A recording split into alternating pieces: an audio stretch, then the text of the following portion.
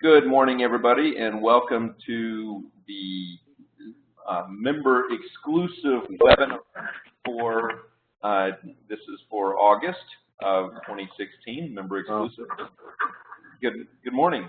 I'm going to go on and mute everybody, and I have the chat window open, so if you need to, I would love to have your questions or your thoughts or your comments, so if you need to participate, then you can unmute yourself or just open up the chat window and throw a chat in there, and I'd love to hear from you as we get through this. But to avoid the background noise and everything, I'm going to go on and just mute everybody here and let you know so we can get started. So, okay, like I said, this is part 2 of the anatomy of a sales presentation. So we did part 1 2 months ago for June's member exclusive webinar. So if there's something that you want more detail on, you might want to go check that one out. For members, you're able to log on to Moti-Vitality.com and you can and you be able to listen to actually not only that one but all of our previous member exclusive webinars. So that's part of your membership to Moti-Vitality.com. So let's get started. As you know, if you've seen any of my presentations before, you know that that I like to start every presentation off by saying thank you. I really seriously do appreciate the opportunity to serve you in this way. And Jen, Brian is still, I don't know if he has the chat window open. He's sending me private messages here, and he's not able to hear me. He's asking if I'm talking, so wonder if you can handle that. And then I'm getting another message from a couple other people. They're not seeing the links, so Steve Foltz is also trying to get on.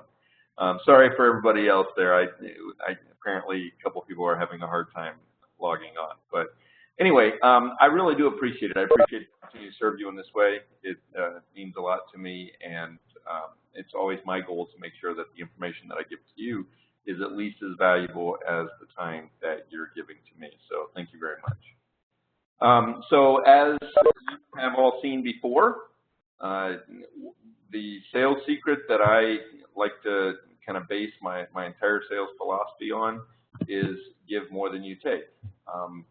You know, sales, I think that it gets missed, and this is something that I really want to spread out there as a reminder that sales should be way more about giving than taking. There's so many people who represent our profession with a gimme, gimme, gimme type attitude. They walk in and say, oh, I'm going to make so much commission, or oh, I'm going to make this sale, or oh, I'm going to do this, and it's all about what they're going to get out of it. And I really believe in every sales situation, it should be, the focus should be on giving more than taking. I think that you're going to find if you can incorporate that philosophy, I think you'll find that closing sales is a lot easier. I think you'll find that that your relationships with your customers and your coworkers, and if you can incorporate this philosophy all the way through your life, I think you'll find that it makes things quite a bit easier. Okay, so give more than you take. I think we are getting settled. It looks like we're getting a few more people on here, so hopefully the technical difficulties are gone. So, okay, so we're going to start back where we finished off in Anatomy of a Sales Presentation Part 1, and just a reminder to sort of build the stage up. So last time on Part 1, we talked about sales presentation preparation and getting ready for the sale. And we talked about kind of preparing mentally about what you were selling. And I want to start off today reminding you of this in the sales presentation. So I think where a lot of us kind of mess up is that we walk into a sales situation thinking that we're selling a water softener or a drinking water system or a UV or whatever tangible product our company offers. And I would like to submit to you that those products, those tangible products, are a means to provide what you should actually be selling, which are the intangibles. And so when I hear a salesperson talk to me about high price, oh, this costs too much, this is way too much, one of the first things I encourage them to do is to look at the intangibles, because, you know, I don't think that there is a water softener out there made. Any man, and there's some good ones. We work with a lot of manufacturers across the country that are very they're very good and very high quality. And but I don't think that there's a softener out there worth maybe more than $1,000 bucks. I mean, not one that I've seen. And so the Steve Foltz is still texting me, and I'm not able to respond, obviously. So maybe you can shoot him a text. Thank you. So anyway, just for the future, you guys, I am going to mention this when I'm trying to do the webinars, and if you're ever having trouble getting on, then shoot Jen a call, because she's going to be able to get you taken care of. I'm not able to. Yeah, as you can see, it's a little bit of a distraction. So anyway, it's the intangibles that make it worth whatever price you are presenting it for. So if you're offering a water softener for $3,500 and you think that by itself, I mean, if you can't justify that price in your own mind, then your customers are going to sense that. They're going to know that. Okay, so you really have two options. You either look at a way to offer and give more to that customer, to provide more in terms of service and quality of your knowledge and your follow-up and your effort, or you go sell something else. I mean, those are really, if you're selling something that you cannot, that you think costs too much, those are really your only two options. Either find a way to offer more valuable in the intangibles, or find another product to sell. I mean, that's just pretty blunt. And the other thing to remember is when you're talking to a customer, you're not, they are already, you have the sales presentation or the sales appointment, they are already purchasing something from you. Okay, they have decided that your time, or that their time, is worth your knowledge. So they are paying for your knowledge, your information, your solutions, your ideas. They're paying for that with their time, and time is money. I mean, we've all heard this, but that's pretty valuable. I mean, you know how hard it is to get sometimes an hour with somebody. I mean, think about your schedule. Where do you split your time up? Who do you spend your time with? And so time is really, really, really valuable, and I really believe that if you can get somebody to spend their time with you, then their money is secondary. Okay, but don't waste their time. See, if you waste their time in a presentation, then you're going to give them the impression that you're also going to waste their money. Nobody wants to waste either their time or their money. All right, so again, we talked about this in the Anatomy of a Sales Presentation, Part 1, but I need to go back and cover this again, okay? He who asks the most questions makes the sale. And in Part 1, I went quite a bit. I gave a couple examples of this, but this is really, really, really important, is that if you're going to emulate what other professionals do, then you have to be willing to ask the questions. I have found often, this is the first place I go, when I walk out of a presentation and I don't close, and I'm trying to figure out, I'm self-analyzing, I'm trying to figure out why I didn't close. What happened, what was the reason they didn't, especially if I truly believe that I had the right solution. Sometimes you ever have those sales appointments where you just know that what you're offering is the right thing, it's just the best, and you're just puzzled that the customer doesn't see that. The first place to start is on how many questions you asked. How much did you diagnose? Did you go in there and just tell them what they had to do? Or did you ask the questions and guide them to that solution to make them realize that it was a good solution based on what their needs were? Or did you just go in there, take a look at it, and assume that you knew exactly what they wanted or what they needed or what their thoughts were. He or she who asks the most questions is going to make the sale. Okay. So we talked last time about organizing your presentation.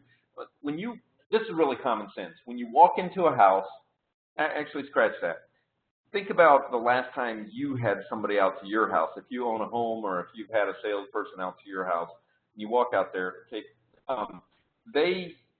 there are two things that you're wondering if you have a salesperson come to your house. I really believe this. I believe this is the case with just about everybody. There are two things that they are wondering. They're wondering how long it's going to take, and they're wondering how much it's going to cost. And if those two things are right there and they're constantly thinking about that, they're too embarrassed to ask it, or they don't know how to slip it in. Maybe they don't want to sound rude. I mean, some people will come straight out. Well, how long is this going to take? And they'll ask 2 or 3 times, how much is this going to cost? This is going to cost a lot. What's the price? How much does it cost? Can you just give me a price? And if they're thinking about that stuff and you as a salesperson are just passing off those questions, well, it depends on your questions and how long it's going to, it depends on, how much information you want or how long it's going to take to do the assessment or, how much is this going to cost? And you keep saying, well, we'll get to that in a little bit. I'll sit down and explain to you. Because what we've all been taught all along by virtually every salesperson or sales trainer out there and just the way we do things is that you have to build the value before you can offer the price. See, I think that's kind of, I don't know. I believe very strongly in my prices. I'm not ashamed of my prices. I'm proud of my price. If I feel like I have something of value to offer, I'm not afraid of telling them my prices. I have found, just in my experience, that I would rather the customer tell me, oh, that's way too much, so I can have a follow-up question, well, how much too much is it? Or I'd rather than tell me they can't afford something so that I can come back and say, well, do you have a budget in mind? I'd rather know that ahead of time. I'd rather them ask me, why is it that much? Why is it that much? Why is it that much? Than constantly be thinking in the back of their mind, how much is it? How much is it? How much is it? I just rather get that right out in the open. I think for me, it's worked. You just break those barriers. It's kind of that awkward dance that customers and salespeople often have because they don't know how to talk to each other until after the sale is actually consummated. So I like to break it, get straight to the point and bring that out and start that relationship off with candor and honesty and direct conversation about what their needs are and what I have to offer. But when it comes to the presentation organization, I like to break it down in just like I would a basic speech. I have my introduction, I have my body, and my close. And we talked more about this last time, but so this part's just kind of a review here. But your presentation, instead of, a lot of times when we come in, the manufacturers or a company will hand us this big long video and these scripts. And it can get overwhelming especially for a new sales professional to come in and go, wow, I have to memorize all of this. This is so hard. Break it down into 3 very simple things, just like a basic speech. You have your introduction, your body, and your close. Okay. In the introduction, you tell them what you're going to be doing. In the body, you tell them what you do what you just said you were going to do. And in the conclusion, you summarize what you just did. Okay. So when you walk into a house, good evening, Mr. and Mrs. Smith. I just really appreciate the opportunity to visit with you tonight. With your permission, there are 3 things I'd like to do. Number 1, I'd like to do a plumbing assessment and take a look at where the water is coming into the home and where the equipment would go installed and see if there's any other concerns that we might have with the plumbing. And then I'll do a thorough water analysis and test the water. During that, I'm going to ask you some questions and explain some things to you. And then based on the answers to the questions and the plumbing assessment and the water analysis, we'll sit down at the table and I'll explain to you how these things work and make a couple recommendations. And then I'll get out your hair. So you're giving them a roadmap of exactly what's going to happen. You're giving them an idea of how the night's going to go, so that it's not awkward and uncomfortable when you take your test kit in, you set it in the kitchen, and then you say, okay, I'd like to like to take a look at the equipment. You know, we've been working with a company in Florida, and they don't have basements. And so I think a lot of times you can actually start right outside because all the equipment and the plumbing and all of that stuff is right outside. So you don't even necessarily have to start in the house. In some ways, it might actually be easier to go out and do the plumbing assessment outside first, and then to go in the house and test the water from there. So, but give them a roadmap. Give them an idea of what you're going to be doing. Okay, so I talked about questions that we're going to ask, because as you do this, then you are definitely going to have to you know, you're going to have to ask questions while you're doing that plumbing assessment, while you're doing the water analysis. And this came straight from Tom Hopkins, who I think is I strongly recommend that you buy and read this book or listen to it on audio, or if you have it, it's a really, really, really great sales basics course. I mean, I don't agree with 100% of what he says, but overall, he's a great sales trainer. And it's pretty easy to convert to this industry. But I do want to share with you this acronym that he uses. It's called NEEDS. Okay, when you're trying to figure out what questions to ask, then this is a great way. So NEEDS, it's N-E-A-D-S, and the N stands for what they have now. This is what they have now. What are they doing now? Anything at all related to how they are currently treating their water. Are they squeegeeing in the bathroom? Do they currently have water treatment equipment? Have they ever had a water softener before? Okay, are they buying bottled water? Are they using that for cooking and drinking? Are they squeegeeing the bathroom and the shower doors? Are they using cleaners? What do they currently do right now, or what are they familiar with in terms of their water treatment, both water that goes on them and water that goes in them? You need to determine what their habits are right now when it comes time to asking questions. The E is, what do they like about what they're doing now? And see, we as salespeople tend to go in, we just make this assumption sometimes that they are automatically going to change, you know, that we're going to convince them to stop buying bottled water. Well, that's not really realistic, because maybe they, as far as what they're doing right now, as far as treating their drinking water, buying bottled water is treating their drinking water. They're buying bottled water because they don't like the flavor or the taste or whatever, but they might really like the convenience of being able to grab a bottle of water out of the refrigerator and run and just take it with them. So that's important to know. They're not going to get that convenience with the reverse osmosis system. And so we need to know what they like about what they, you know, what did they have before? I mean, if you're selling just a basic valve that doesn't have like a digital display or something like that, and you're finding out maybe they had a water softener before that had a display on it that showed how many gallons per minute they're using. Well, if your water softener doesn't do that, I mean, it's important to know what they liked about what they had before. Maybe their softener before had a little low salt indicator on it, so that they didn't have to open up a brine tank lid. And that's important to know what they liked. What features did they like about it? If your equipment that you carry offers those same features, then you want to focus on those things when it comes time to make a recommendation. If it doesn't, then it's important to know that might be one of the reasons you didn't get a sale, is because it didn't have one of those features.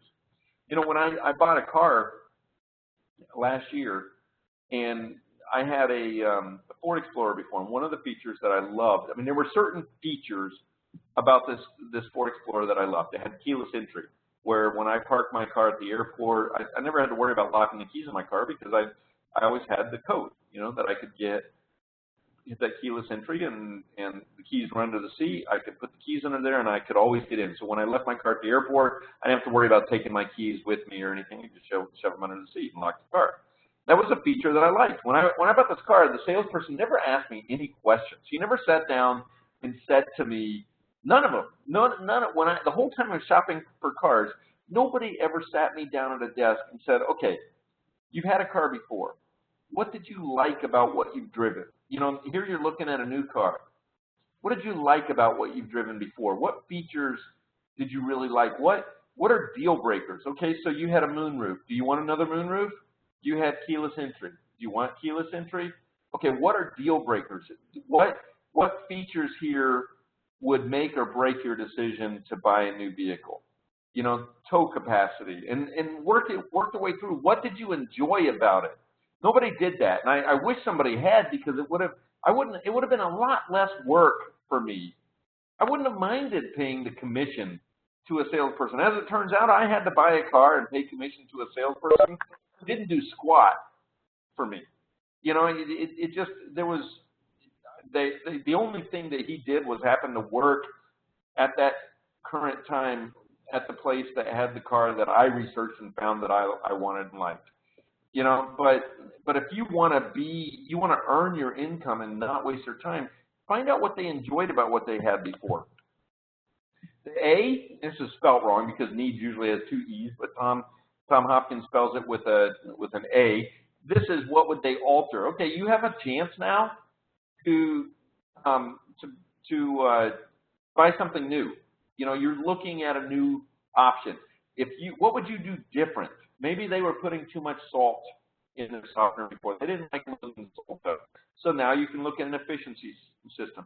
Maybe they don't like having, if they're buying bottled water, maybe they don't like having to lift the 5-gallon jugs up and dump them on a cooler. Maybe they don't like having to use their pantry space to store the bottled waters or in the garage.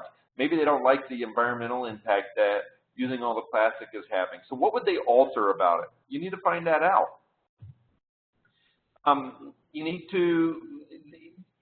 questions regarding the decision. So are they looking at monthly investments or upfront investments? What's their budget? How many people are involved in making the decision? How soon are they going to put it in? This is one that kills me. There's nothing more frustrating than to go through your entire presentation and to do it only to find out that they are not going to be making a decision for another year after they remodel their kitchen. You know, they're not going to remember what I just did for the last hour and a half if all the, you know, in a year and a half from now, after they're done with their kitchen, things change. So you got to find that out early. Find out, you know, all the questions about the decision. Are they looking at rent or finance or just paying for it outright? What's their budget? You know, all of those questions about the decision. When are they going to put it in? All of those questions. It's only after you uncover their needs that you can offer a solution. And so I know I go through this and I do this training. There's some of you on this call that we've actually trained and we've gone through this a lot. And I'll ask sometimes just out of the blue, okay, what's the A stand for on needs? And it's not something that you remember. I probably wouldn't remember this acronym if I didn't repeat it over and over and over, sharing it. But write it down somewhere. Take a look at it. And if you're trying to figure out how to ask your questions or how to form your questions or what questions you need to ask, I thought Tom Hopkins did this brilliantly. I thought this was really good. Make sure that you have questions in each of these categories and that you explore them each thoroughly. And that's gonna pretty much cover what questions need to be asked in the home. Okay, so tell them what you're going to be doing: the plumbing assessment, testing the water, and recommending a solution. Okay, we already kind of went through that. I already gave that, but okay. So why do a plumbing assessment? Well, for one, credibility, and that's huge. I gave the example last time of a new person, brand new, coming into the industry, wearing a service uniform. I think I talked about Jeff, who's now been in the industry a couple months. But you take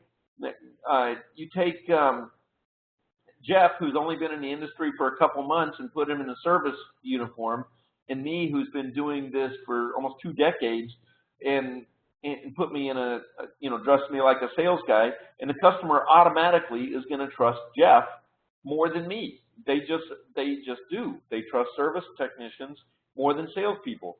And so I think the plumbing assessment's really important. This is a time where you can ask some of those sensitive questions about their budget and when they want to put it in and stuff like that. If you wait until you are sitting at the kitchen table and you have brochures and paperwork spread all over the place and you ask those sensitive questions, their defenses are going to be up. They don't like to tell a salesperson that. So use the credibility that comes from you doing things that a service technician would typically do to ask those sensitive questions.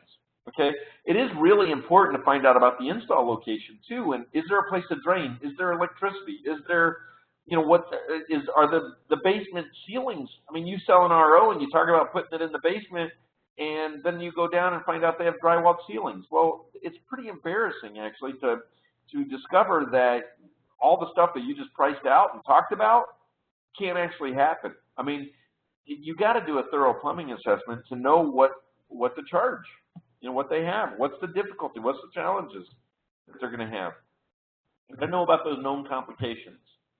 And like I said, that's the best time to talk price. Give them a range. You haven't tested the water yet. You don't know exactly what they need, but give them a range. Do you have a budget in mind? Well, I don't even know how much these things cost.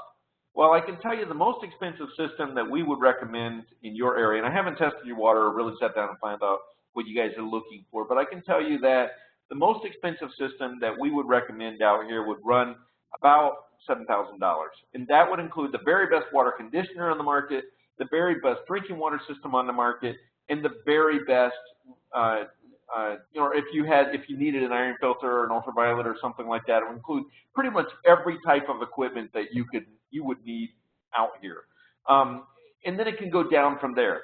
So one of two things is going to happen. Either people are going to go, holy moly, that's way more than I ever imagined.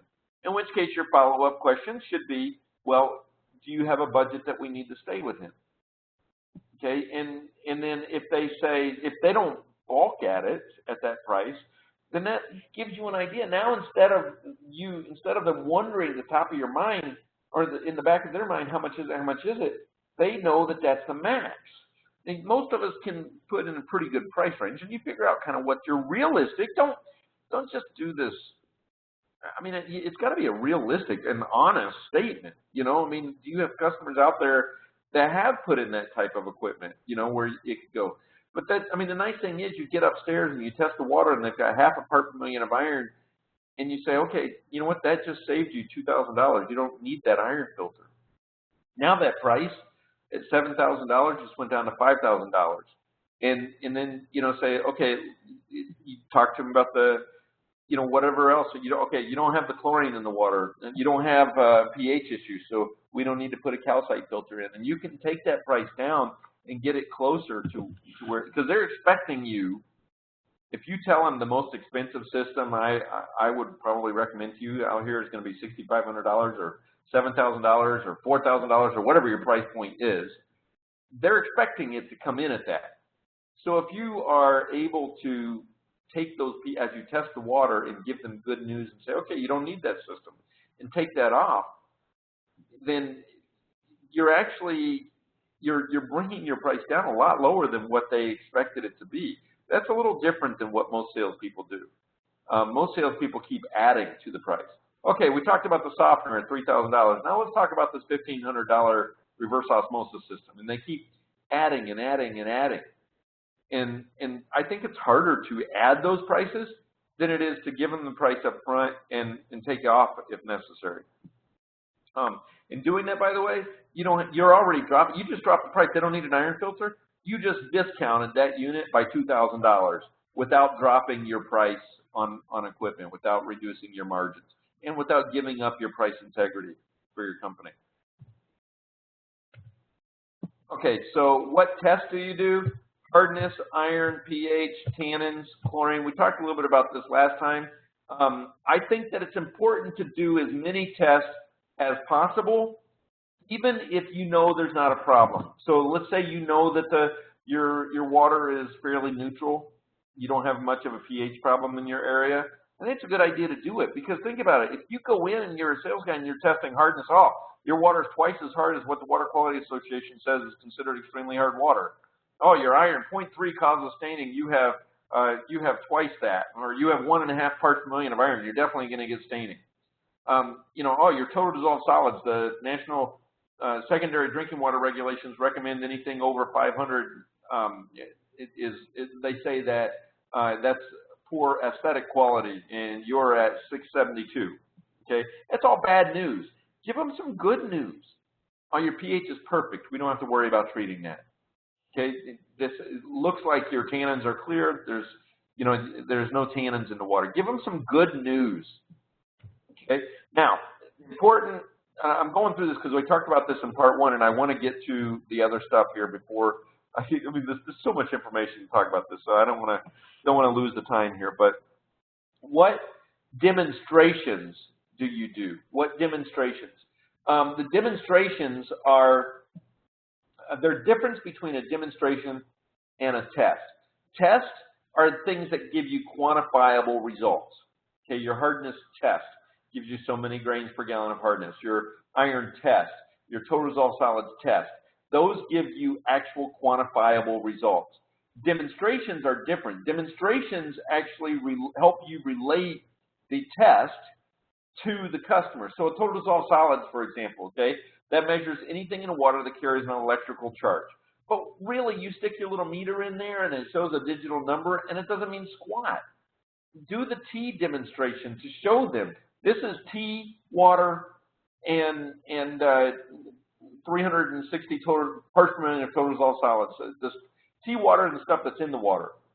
Notice on this one, the one that looks just like the front of the Lipton tea box, that looks kind of bright orange, that's just simply tea and water. Okay, and by the way, make sure that your tests correlate directly to the demonstration that you're doing. Okay, the total dissolved solids test has zero to do with anything other than the drinking water. That is the water that goes in you. Okay, not the water that goes on you. Your hardness test does not have to do with the drinking water. It has to do with the water that goes on you. So make sure you clarify that. I see people, you know, my rule when it comes to demonstrations, when I'm training somebody, is that the customer, when they're laying there at 3 o'clock in the morning, a week after you put the stuff in, and they're questioning whether or not they got ripped off, I want them to be able to get up at 3 o'clock in the morning and duplicate whatever demonstration that I did in the home to make the sale without my special chemicals in my test kit. They can do that with tea. They can do that with a soap flask if they use a soap like Drafter or Ivory that doesn't have the chemical softeners in it. They can do that. They cannot do the precipitation demonstration, which, by the way, is not unethical if it's explained properly. But what irritates the heck out of me is how many people in our industry do the precipitation demonstration and talk about it in direct correlation with drinking water. The precipitation demonstration has zero to do with the drinking water. It's unethical to talk about it in relation to the drinking water because it talks about the water that goes on you, not the water that goes in you. So the demonstrations can be duplicated by the customer after you're gone without a test kit. Is it relevant to what you're trying to sell, and is it believable? Okay. All right, so we talked about this screen. This one I'm gonna turn over to Jen here for about 2 minutes because we talked about a lot of these in the last one, but I want to spend a little more time talking about one-leggers and the distracted spouse. And actually, I'm going to let Jen talk about these. Jen, let me unmute you here, or can you unmute yourself so that I'm going to turn this over because this is one that I get a lot of questions about, you know, and I wanted to let Jen speak to this for a minute. Okay, Jen, I'm unmuted, I think. Okay, good. You're unmuted. Okay, go ahead. The floor is yours. Okay. So you want me to, the one-leggers? The one-leggers, well, yeah. Yeah, the one-leggers, yes, I have a story. I use this in my What Women Want, but in my story, or when I talk about is when I went to go purchase windows, when we first purchased our house, my husband and I worked separate shifts, and it was really difficult because I had 3 different companies tell me that it was Michigan state law that they could not send somebody out to the home that was, and have a one-legger. They had to have both decision makers there. And so because we worked separate shifts and the only day we had together was Sunday, I didn't want somebody coming out on Sunday. I ended up having to go with a company that, you know, would come out and sell to me, which, by the way, was not true.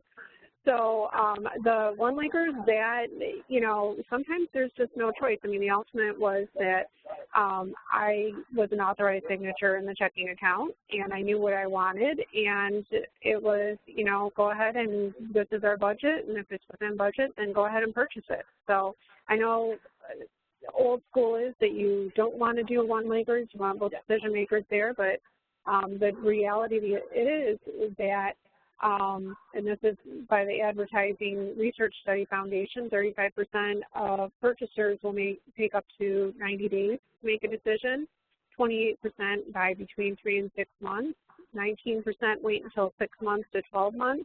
So that really leaves 16% that will close night of. And, you know, most of us that are in the water industry, we close more than 16% on the one-leggers, but that is just kind of a reality of it. And sometimes it takes a little bit longer than just the night of. Yeah, we're going to talk about the one-night close in a little more, but the biggest thing, and because I want to come back and talk about those statistics here in just a second, Jen. Okay. But the biggest thing there is to make sure that the one-leggers, okay, you're right about that being old school, I think. And I think that it's true. Having both homeowners, both decision makers there, I think it does, you definitely have an increased chance of closing it that night, okay? But I think what your point there, Jen, is that it's not often, people don't close as often as they used to at that same night anyway. They're researching with the internet and they're finding that out, and I think you're going to decrease your odds of getting that sale if you are demeaning to one of the decision makers. So, you know, like Jen was saying, it's offensive. I mean, Jen, would you ever buy from that company ever that told you that they couldn't come out and talk to you unless your husband was there? No, and especially in that case, there wasn't an option for him to be there, you know. So, no, it was, like you said, it's demeaning not only for if it's a one-legger with a woman, but also one-legger with a man. You know, if it's not possible, it's not possible, and it's their story, bottom line. So the way I always approach that, when I do try and set both appointments, and you know what, you have to be willing to work evenings and weekends and make yourself available. You know, if you're complaining about the amount of one-leggers you're getting and you're only running appointments during the day, a lot of customers don't even know that you're willing to run appointments on the evenings and weekends. So let them know that. So what I usually say is I'll say something like, you know, if you're anything like my wife and I, when we are looking at an investment, she'll have questions that I don't think of, and I'll have questions she doesn't think of, and then together we come up with questions together. So does it make sense to schedule it, even if it's on an evening or a weekend, where both of you will be there and we can explain it to both of you? And you ask that question, does it make sense? And if they come back out and say, no, I don't need her there, or no, he doesn't need to be there, okay, then we are starting off with this. We're starting off assuming, if we assume that they are lying to us, we can't be upset if they assume we're lying to them. We have to start that presentation off with a level of trust, okay? Now, let's talk about distracted spouses for a minute. This is the other one I want to spend time on. I think the two go hand in hand, and it does happen, okay? You have that evening appointment, and a lot of times it's the wife. But it's not only the wife, maybe it's the guy coming in and out of the garage and he's doing woodwork and he's doing something like that. I mean, a distracted spouse or the other partner there that's not listening, it's going to happen. You're never going to cure all of them. But the first place that I would look is in the mirror to see if it's the way you are presenting, the way you are making the presentation. The truth is, if you are only talking to the man, then the wife is not going to consider this a priority. She's, rather than sit there and feel awkward and uncomfortable and like she's not, like she's demeaned, she's going to go do other stuff. She's going to take care of other stuff. You have to develop your presentation in a way that includes and involves both of them. And you got to do that from the very beginning. Make sure that you're making eye contact and looking at both decision makers or all the decision makers involved through that entire process. Jen, you have anything to add on that one? Nope. Okay. All right. Okay, other issues, religion and politics, and I have to talk about this one for a second because it is right now huge. It is gigantic, okay? The general rule of thumb, and anytime you have business, is to never talk religion and politics. And I don't necessarily agree with that. In fact, you know, right now we are in the middle of a political campaign, and every time you turn on every news station, everybody's talking about stuff. But religion and politics can be extremely polarizing. The thing that I have to state about this is that it is not your story, okay? I think a good rule of thumb in general is that you can know all about what their religious views are or their political views, but what yours are really none of their business. And so if at the end of the presentation, remember, it's about empowering, it's their story. They want to tell you all about their religion and their politics and everything. You don't have to get into a discussion with them about it, especially if you disagree. On the other hand, if it's really obvious by what they say that you do agree, you know, you see a yard sign out front, you see you know, evidence they're saying stuff. If you do agree with them, I really don't think that there's any harm in having a discussion there and relating with them. I mean, but just make sure that you understand that it is not your story, okay? It's theirs. Even if you totally disagree with them, you're not there to convince them of your religion or your politics. You are there to help them with their water problems, you know, help them solve a problem in that area, okay? You're there for that reason. It has nothing to do with religion or politics. It's not your story, it's their story. But I honestly think that it's unrealistic to completely avoid those conversations. I think that, especially right now, it's on everybody's minds. And so let them talk about it.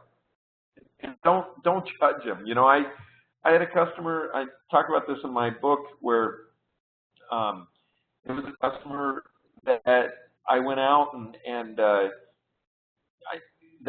it was very obvious to me that they were very, very, very religious, and I made the presentation to them, and I said, you know, I'd love to have an opportunity to serve you, and they said, well, we don't make any decisions without praying over it first. And I said, you know, that's common. I get that a lot. And I appreciate that. People need to make that, you know, they need to make sure of it. But what surprised me was when they said, would you like to pray with us? And I was saying, right now? You know, so they called in the kids from outside, and we all gathered around the kitchen table, and we put the paperwork right in the middle of the kitchen table, and we held hands, and we prayed right there over the sales agreement. I was praying too.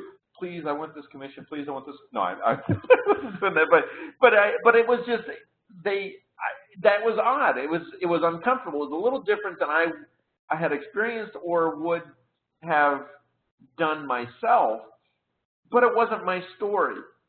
It was, and actually, what a compliment to be asked to participate in this ritual and this belief, and then, you know, it was an honor, you know, to whether I would do it or not, whether it was, you know, fit into my particular views on faith or not, didn't matter. It was not my story. And I don't think there was any harm in accepting the honor of participating in this very intimate and personal moment with their family. What a compliment, you know. So, but just remember, it's not your story. Prejudging, another story I talk about in my book. We've all walked up to houses like this and walked out with one of the biggest sales we ever had. I mean, you know, I talk about the 28-year-old grandfather that I had as a home much like this in a mobile home park. The door had obviously been kicked in, and I walked in there, and you know, they're smoking. Like, there's a 28-year-old guy, his girlfriend, and his 8-month pregnant 14-year-old daughter, and they're all smoking like crazy. And long story short, they wanted the most expensive product we carried. It's what the guy was adamant about. It's what he wanted. He wanted to finance it. We called financing company, and they immediately denied him. And a couple minutes later, the guy walks out with $100 bills in cash and buys this system.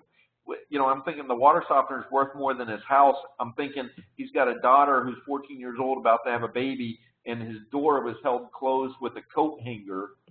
You know, the lock was busted on it, and he's buying the most expensive water conditioner we carried, one of the most expensive on the market. my opinion, his priorities totally screwed up. But it's not my story. Not my story. This is what, was there anything unethical about making that sale? I mean, I felt a little dirty for it, but not in reality. That's just because of my story, not his. And he wanted that softener. It declined financing. This one gets a little tough, and having just come out of a recession, the only thing I can really say about this is they're really good people who ran into some hard times. They're embarrassed about it. You're in their home, in their moment. Please be aware. Don't be, be very empathetic about this. Don't be harsh about it. You don't want to walk out of there making them feel demeaned or low. They just be empathetic about this as much as possible. Moral compass. We did a podcast recently where, is that cocaine on the living room table, the coffee table? I've walked into a house and seen lines of coke being cut on a coffee table. It's, again, not your story. Do you report them? Well, with the cocaine, my first thought is, well, they can probably afford it. But it's not my story. And now, I do draw the line. I think I would, if I saw kids being abused or dogs or, pets being abused, I would definitely report that. But beyond that, it's not my story, and if somebody is not being harmed for it, you have to follow your own moral compass. The thing that it's amazing to me how many people will let you into their private space and be so open about things that, different lifestyles than I would live at all. I mean, it's just incredible. But don't go. There's no need. This is a job. Now, it's a great job. It's a great opportunity. I think we make a difference in the world. But the one thing I can say about the moral compass is there's no need for you to disrupt your moral compass. Okay, don't do something that you feel you just can't do. There's not any reason to do that. Okay, let's talk about the close real quick. We're running shy on time here. The close. So where do they sit? Where do they sit at the table when you sit them down? If you are in control of this presentation, you have the ability to guide this. But especially if you have to show them something, get them sitting side by side to each other. Don't let them sit across the table from each other, because you can't make eye contact with both of them at the same time if they're sitting across from each other. Have them sit next to each other. Okay, you can guide them. If you are in control of the presentation, you can do that. Have them sit next to each other. Don't put too many brochures out there. This is one of the reasons a digital presentation is kind of nice. Get rid of the brochures they're not interested in. Okay, we talked about 3 different water conditioners. You've got the single tanks and the twin tanks here. Which makes the most sense to you, Mr. and Mrs. Customer? The single tank or the twin tank? Oh, the twin tank? Okay. Well, now I'm getting rid of that single tank brochures. I'm taking them away from the table. The only brochure I'm leaving at that table is the twin tank one. Okay. We talked about 3 different types of reverse osmosis systems here. Which one would you prefer, the good, better, or best? Oh, the better. Okay. I'm getting rid of the best and the good, and I'm taking them out of there. They just committed to one. Those are the only brochures I'm leaving there. When it comes time for you to ask to serve them, okay, shut up. So look, I very much appreciate the opportunity to come in and show you what I have to offer. I want you to know I want the opportunity to serve you guys. I would love to have the opportunity to show you the quality of our product, and not just to get the sale, but to continue to earn your referrals. So does it make sense to go on and schedule the installation? You can have a very long silence. It can get very awkward, but he who speaks first loses. Okay? So shut up and let them answer you. If you ask the question, does it make sense to go on and schedule the installation, they are either going to come back with another question, or they're going to come back with a yes. Okay? They're going to come back with something. Shut up. Let them answer. If you keep talking, then you're going to ruin it. And he who speaks last loses, or he who speaks first loses. Although not loses, that's not the right that's like a game, because if the customer speaks first and they buy it, then they haven't lost. They won. Yippee! They get the. But anyway, areas of concern. This is a Tom Hopkins thing. There's another word for area of concern are objections. But an area of concern, an objection is simply an area of concern. Bring them on. Every time they give you an objection or an area of concern, regardless of what it is, it tells you what they're concerned with, what they're interested in, and it gives you an opportunity to address it.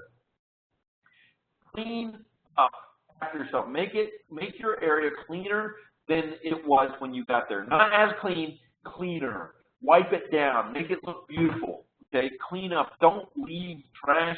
You know, I was at an appointment with with a sales professional just a few weeks ago, and you could tell that that they'd had somebody else coming in, because there were little packets of testing, you know, the little foils.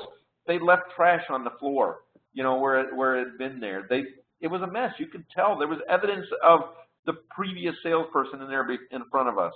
Clean up. Don't leave any evidence except making it cleaner. This is something that I frequently say throughout the presentation. I always say I would rather have your referrals than your business. In order to get this, I recognize that I must earn it. It's my intention to do so. I truly believe, I mean, yes, I want their business. I always tell people, look, my ex-wife's really funny about my kids having solid food. So yes, I would love to have your business.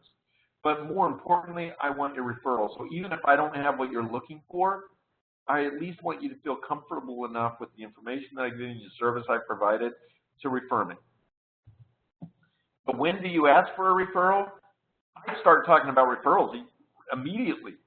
I mean, definitely even before the sale. When I'm creating business, I talk about it. I talk about it during the sale. My focus is not on them buying this particular equipment, but rather earning the referrals. I talk about it after the sale. I'm not asking for a referral. What I'm telling them is that it's my intention to earn the referrals. I'd love to have an opportunity to earn your referrals. And I understand telling you that I want to earn your referrals means that I have to wow you with service, because it holds me accountable.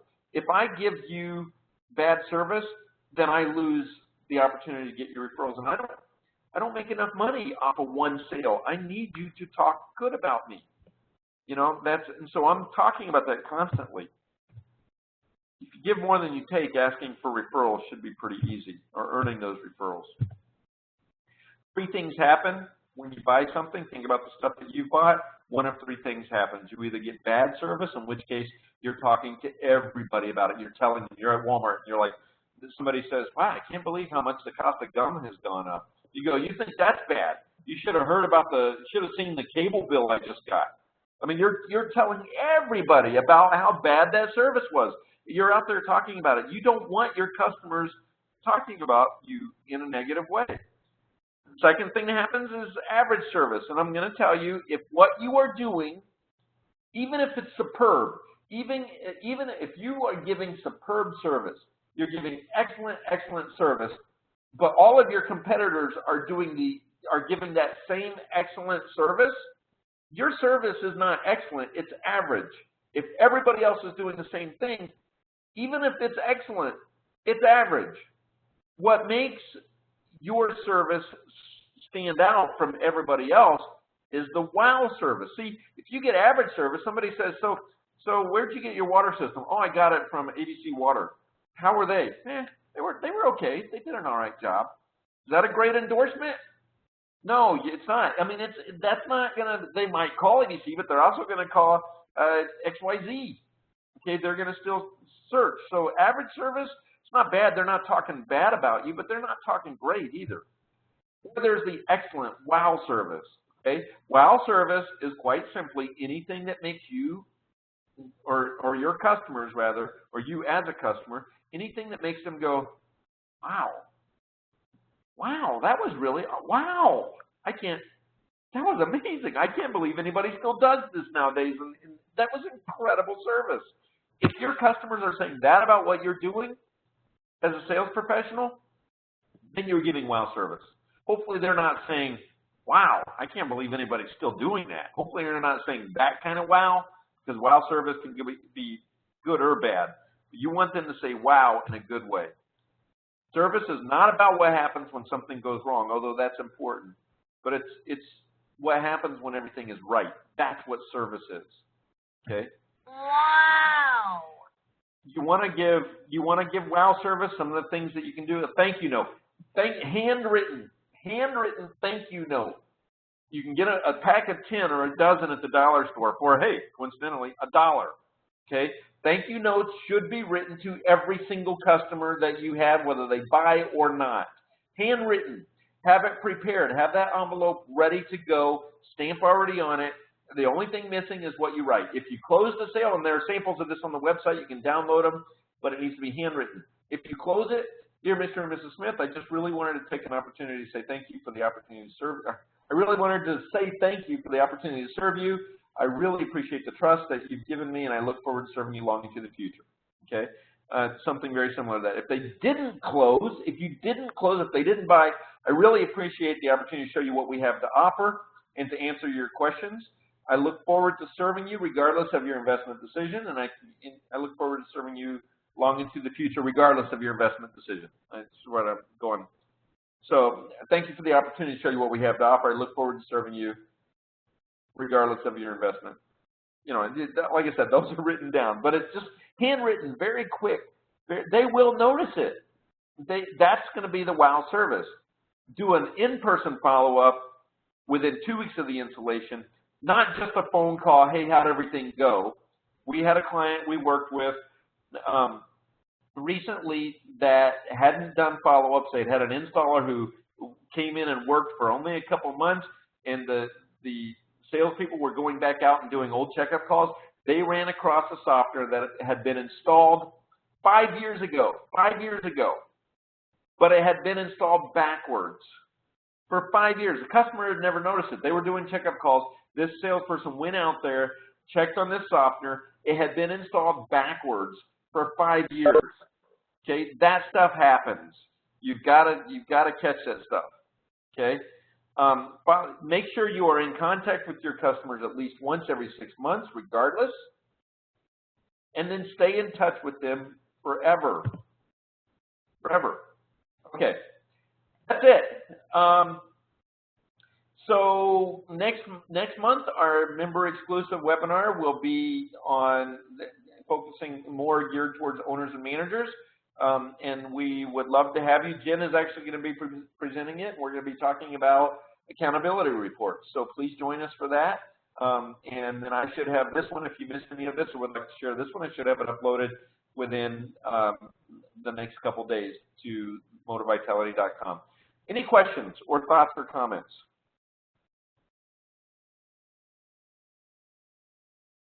Okay. Thank you very much, everybody. I really appreciate it. Be safe, and we will talk to you next month, if not before. Please join us for our Thursday morning intro tomorrow morning. Thanks, everybody. Have a great day.